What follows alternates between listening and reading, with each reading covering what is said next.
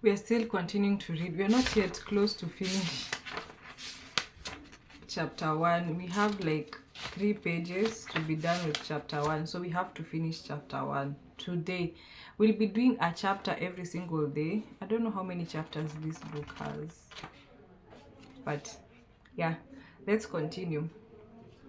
The reason why I'm posting like short videos, because I really don't want the videos to be too long, also because of my phone storage. So we'll just have to post the short videos before we post the long videos. But let's continue reading. Elizabeth, oh, it's so good to see you, she said now, giving me a tight hug. I happily returned. I happily returned it, breathing in the familiar scent of Chanel No. 5 that clung to her. Let me get a look at you. She held me at arm's length and took a quick inventory. You are too thin, of course, but I guess that's the style nowadays. I'm glad that in my day women were expected to have some curves. Here, here she stopped to pat her own ample supply. But you still look lovely. I've always said you've got the map of Ireland stamped on your face. I laughed. The first time Aunt Winnie said that to me, I was 6 years old and instantly ran to the mirror to see if my freckles actually did form some sort of geographical pattern. As she helped me bring in my bag, she said, "So, I heard that you and your latest beau have broken up. Do I offer condolence or congratulations?" "Definitely the latter," I said. "To tell you the truth, I'd be begging to think that Mr. Darcy is just a fictional character." Aunt Winnie laughed. "He's out there. You just haven't met him yet." Something in her tone made me peer subconsciously at her. "What do you mean yet, Aunt Winnie? Please tell me you haven't planned any surprise for me this weekend. I am really not in the mood for a blind date." "Blind date? Please. What sort of meddler do you think I am? A a blind date, indeed." I contri- contri- A contrite apology hovered on my lips. What is a contrite?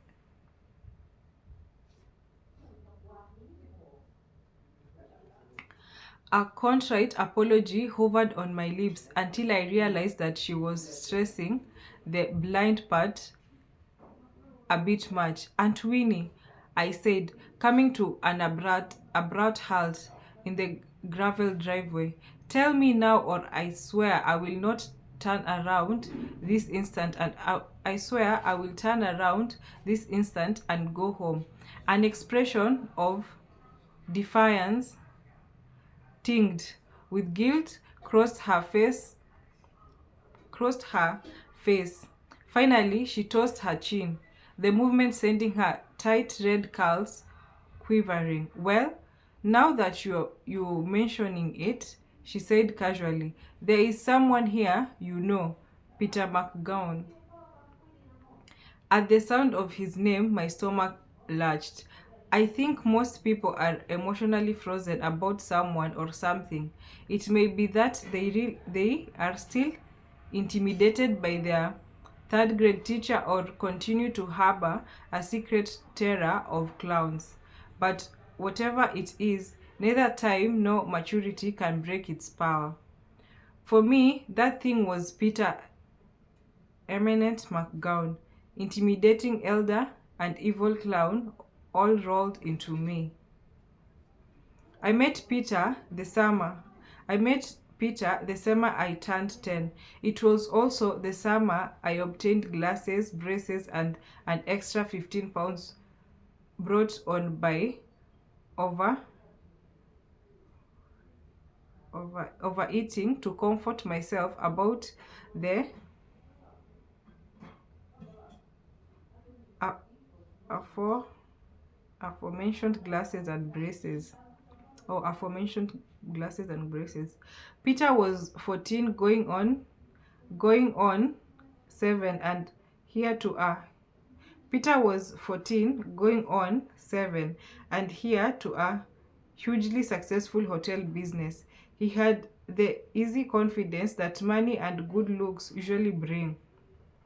He was also sneaky, cruel, and sadistic.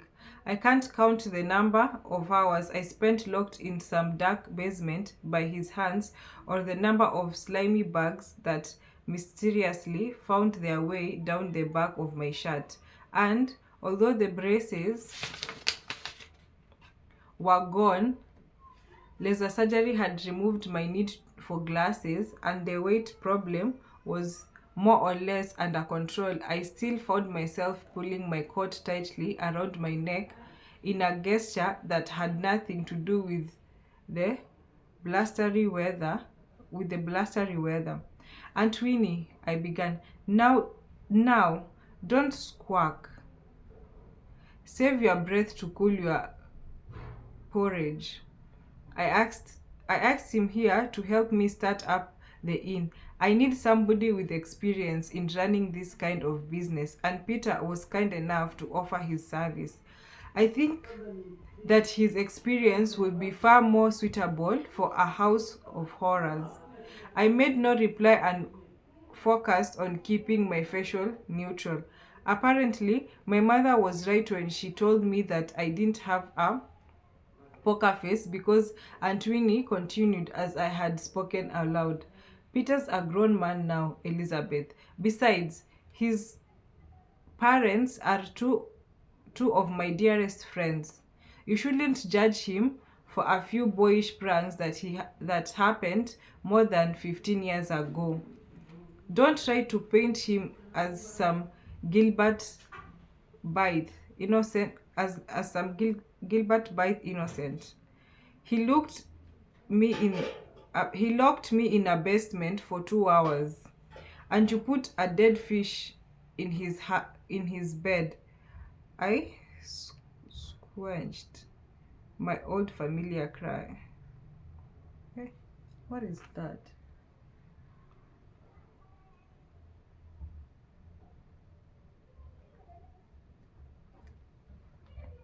My old familiar my familiar cry of he started it, and forced myself to act mature. When I saw Peter, I would be polite and self-assured. I would have inner poise. Right after I threw up, right after I threw up, to distract my mind from my rolling stomach, I took a re- restorative breath of the cold, salty air and turned my attention to the house. I really was quite it really was quite perfect. Grey cedar shingles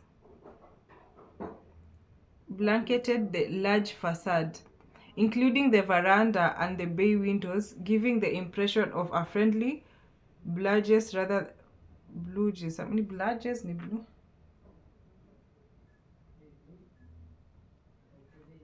Rather than separate features.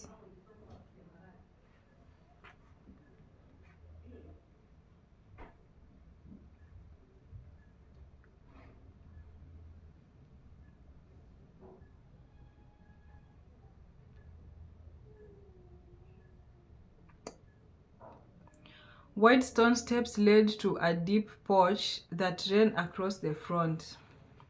A few Idiron, Idiron, Adirondack. A few Adirondack chairs, painted cherry red, sat in cozy groupings. It made a charming and pretty picture. I was also totally useless in calming my nerves. We walked onto the porch and inside to a simple reception area. In one corner, a Christmas tree covered in thousands of tiny white lights loomed in the other corner. Two very disapproving blue eyes stared out at me from the comfort of a green brocade chair. Startled, I blunt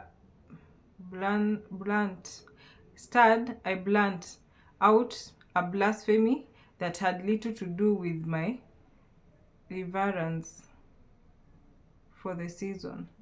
From my reverence.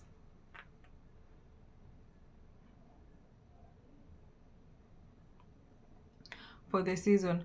Aunt Winnie also noticed the room's other inhabitant. Elizabeth, she said formally, I'd like to introduce you to Lady Catherine. It was a cat, a regal-looking Persian with preposterously fluffy white fur. Nini zingine zataka tukujua kupronounce.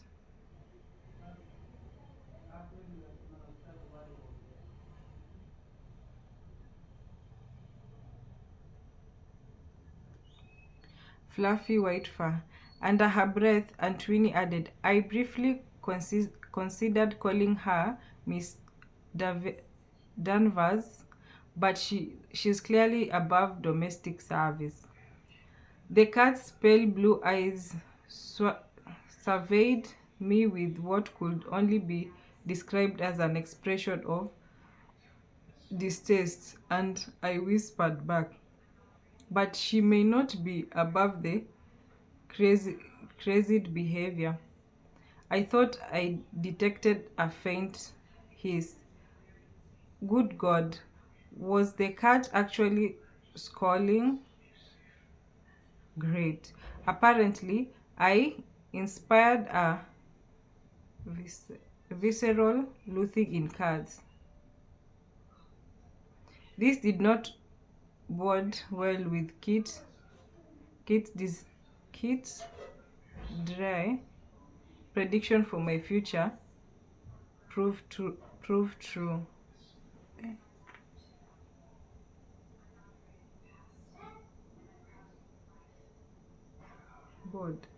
This did not bode well. Should Kit's dry prediction of my future come true? I had a sudden vision of myself as a sad, lonely woman trapped in a tiny apartment surrounded by hissing cats. A noise from the back office interrupted this bleak picture and stilled myself from the inevitable meeting with Peter. Instead, a petite woman in her mid to late 50s emerged. She was streaming and conservingly dressed in a airline tweed skirt and black turtleneck. The only jarring note in her otherwise demure appearance was her hair. It was thick and curly and bright red, naturally red, not like Aunt Winnie's hue. She had pulled it back into a tight bun, but it still gave the impression that it was fighting to break free. Her grey eyes widened in surprise at seeing us. Oh, Miss Reynolds, she said quickly. I hope you don't mind, but could I get a signal on my cell? So I used your phone. Oh, alikuwa anasema ona vitu nasoma. Unaona vile na struggle kusoma. Ati, oh, Miss Reynolds, she said quickly. I hope you don't mind, but I could not get a signal on my cell, so I used your phone. Just a local call, though. She peered anxiously at us from behind thin wire-framed glasses. Aunt Winnie waved away her apologies and made the introduction. Elizabeth, this is Joan Anderson. She and her husband Henry are also guests at the inn for New Year's. Joan, this is my grandniece Elizabeth. Joan chatted pleasantly with us for a few moments, telling us how much she and her husband liked the inn and how they were looking forward for tomorrow's night show. Almost on cue, a tall, heavy-set man with receding brown hair, walked down the stairs. There was a formal air to his demeanor that was at odds with Joan's easiness. Seeing us, he made his way over. Joan quickly introduced me. "It's very nice to meet you," Henry said. The enveloped man with both of his in a firm, Albert Clammy gripped Joan and I are quite impressed with your aunt's inn, especially the decor. Turning to Aunt Winnie, he said, "You have some very nice pieces here. Miss Reynolds really is quite above your average B&B." With a glance in my direction, he added, "I don't know if Joan told you, but we own an antique business in New York called Old Things. Perhaps you've heard of it." "I don't think I have." "Well, surely you have heard of Miss Crystal Dubois. Crystal Dubois," he said, his voice deepening almost reverently. "The window of the Marshall Dubois," she said.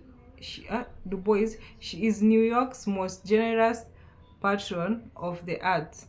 I was able to find her a rare first edition of Ford's sermons, and she was most grateful. As a result, we were lucky enough to secure her as a client. She is very particular, although she has become much more than just a client. She's almost a benefactress. She's almost a benefactress. Her generosity is endless. We have been invited twice to her estate on Martha's Vineyard, and her improvements to our humble store has been most invaluable. Henry paused, turning to Joan so that she could add her own praise. She haltingly added, "She has been a very conscious, con, conscious, she has been a very conscientious client." Conscientious.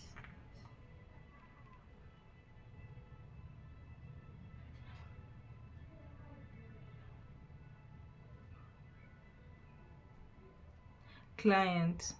Henry waited impressively for my response, and I was forced once again to admit my ignorance. The glowing light in his eyes was quickly replaced by a faint disapproval.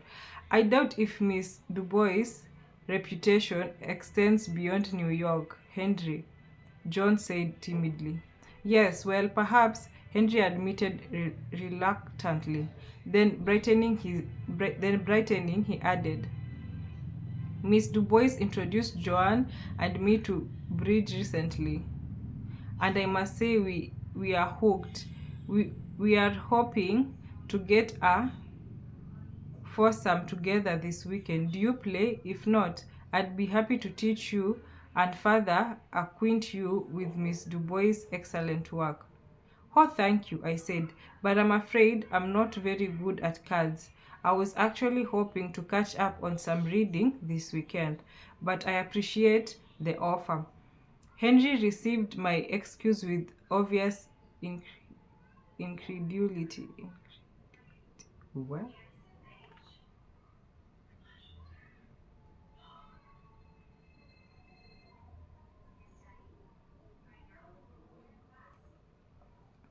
Finally, murmuring, "I see. Well, in any case, we shouldn't keep you. I'm sure you have much to prepare." Turning to his wife, he added, "Joan, have you seen my watch? I can't find it anywhere."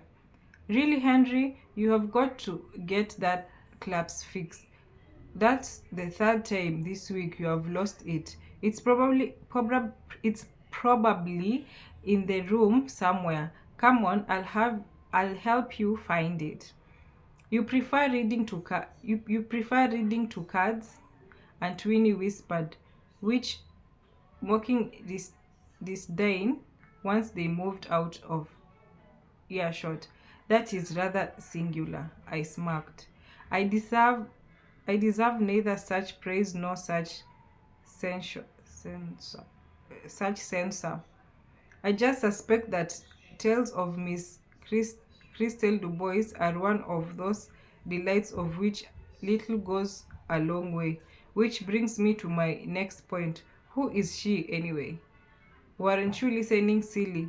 She's one of New York's most generous patrons, and I may have this all wrong, but I think Miss Du Bois frequents his shop.